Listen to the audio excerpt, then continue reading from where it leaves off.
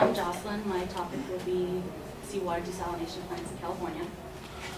So, as we all know, living in California, we're in a pretty serious drought. Water limitations are being implemented all around the state, trying to curb the loss of drinkable water.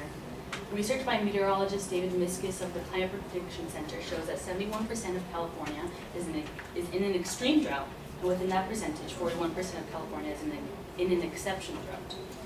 As water levels drop in the reservoirs that California uses, solutions are being sought after to fix this problem, or at the very least put a dent in how much water is being used or evaporated. My claim is that seawater desalination plants are a practical alternative to creating a consistent, sustainable freshwater resource for California. I plan to explain this by showing that desalination plants have a sustainable resource for water, that the technology for converting saline water to fresh water gets more efficient as time passes, and showing the success of other desalination plants around the world.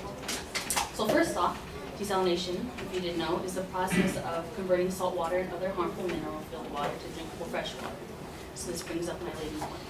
Desalination plants have the ability to create water out of the largest resource on Earth, its oceans. According to the National Oceanic and Atmospheric Association, the ocean covers 71% of the Earth's surface and contains 97% of the Earth's water. This leaves about 3% of the water on Earth in lakes, ponds, rivers, and things like that. So all of California's water comes just from a portion of the 3%, since it's being shared with all the land masses on Earth. With California being a coastal state, we are able to have readily access to this water without having to transport water over mountains or things like that. So this leads to how desalination works. My second point is that the technology used for the conversion of saline water is still progressing and becoming more advanced. The Carlsbad desalination plant being built to create fresh water for San Diego explains it by saying water is pushed under high pressure through a semi-permeable membrane to separate salts and other solids from the water molecules. The membrane acts like a microscopic strainer that allows only the water molecules to pass through. So as time goes on, this technology progresses to bigger and better things, or sometimes smaller and more efficient things. Like in science groups such as the one reported by David Talbot from the MIT Technology Review, the group headed by Jeffrey Grossman and MIT said that they are finding ways to cut energy usage in these membranes by 15 to 46%. So about half of the energy used in these membranes could be cut, in turn decreasing the amount of money used to power this energy. But there are other types of technology also being built to help decrease the energy costs, such as the solar-powered desalination unit made by another two researchers at MIT named Natasha Wright and Amos Rinter. This desalination unit is being made possible by instead using electrodialysis. As stated by David Chandler of MIT News, electrodialysis works by passing a stream of water between two electrodes with opposite charges, because the salt dissolved in the water consists of positive and negative ions. The electrodes pull the ions out of the water, leaving fresher water at the center of the flow. A series of membranes separate the fresh water from the increasingly salty ones. Wright and Winter say that electrodialysis systems recover a much higher percentage of fresh water, more than 90% compared to the 40 or 60% in reverse osmosis systems. This electrodialysis method at the moment is only being used for less concentrated saline water, and like brackish water or groundwater, and is being used in villages in India for about 5,000 people. But as this technology is improved upon, there is a great possibility for the electrodialysis method to handle more concentrated saline water and to handle a larger population. My last point is that desalination plants are being used successfully in other parts of the world. Places like Saudi Arabia, which had its royal embassy in Washington, D.C., report that it has 27 desalination plants that provide about 70% of the water used in its cities. So in this country, which is mostly desert, the majority of water that goes to its citizens is from these desalination plants. David Talbot in another article wrote that the new largest and cheapest desalination plant is in Sort, Israel, which provides about 20% of the water consumed by the country's households, where now desalination plants are, the desalination plants are, in Israel account for 40% of its entire water supply. Both countries have been able to successfully use desalination plants to help curb the growing water needs, to where, in response to this, Raphael Samayat, a chemical engineer at the Israel Institute of Technology, says that they don't have to fight over water like they did in the past. So to wrap up, seawater desalination plants have access to seemingly unlimited water, but plants' technology are only getting more advanced as time passes, creating better, less costly fresh water, and other countries have already successfully implemented seawater desalination plants for their citizens. I hope by hearing my argument, you will see that desalination plants are a practical alternative to a consistent and sustainable freshwater resource.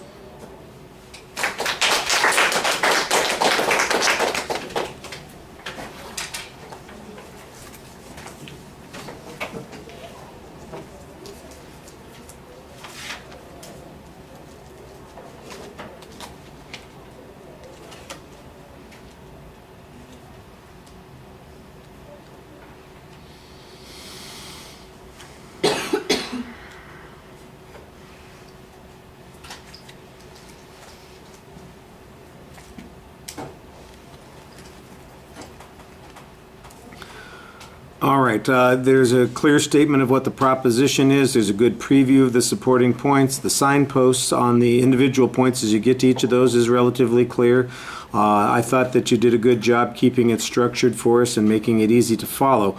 The evidence that you present, you've got a variety of statistical evidence talking about the availability of water on the individual plants that are being used in other parts of the world. You've got some statistical information about what percentage of the water is being supplied in those areas. Plus, we've got some information about the degree of drought in California. So I think that you demonstrate that there's a need for water. Now, the question of whether or not it's practical, on the second point, you're talking about the technological efficiency of that, and you mentioned that there are tools that are being developed that are going to reduce the energy costs. You probably need to explain to us what the current energy costs are for this desalination process and how much more expensive it is to desalinate the water than to obtain it in the current ways that we're doing or to pay to have it brought in from someplace else, because that I think will be the big comparison. If we can bring it in from someplace else and it's going to be cheaper,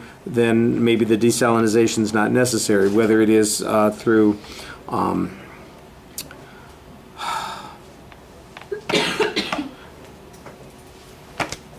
I know the word, it's right there. Aqueducts. Thank you. I knew I was going to get there. From Northern California, for instance, in the Delta area, or maybe even from out of state, although I do think that Arizona and Nevada are not likely sources for a lot of that water use since we're competing with them on those issues. The other thing, like I said, is the cost issue.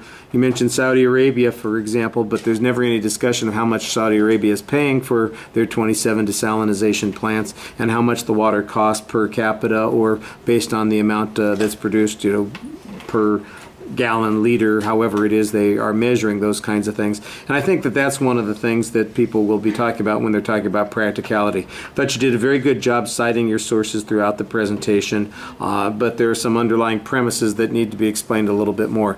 In delivery, your voice drops out a little bit toward the end of the speech, and in the last minute it's almost invisible, so you want to be consistent on speaking up to the audience. All right, thank you.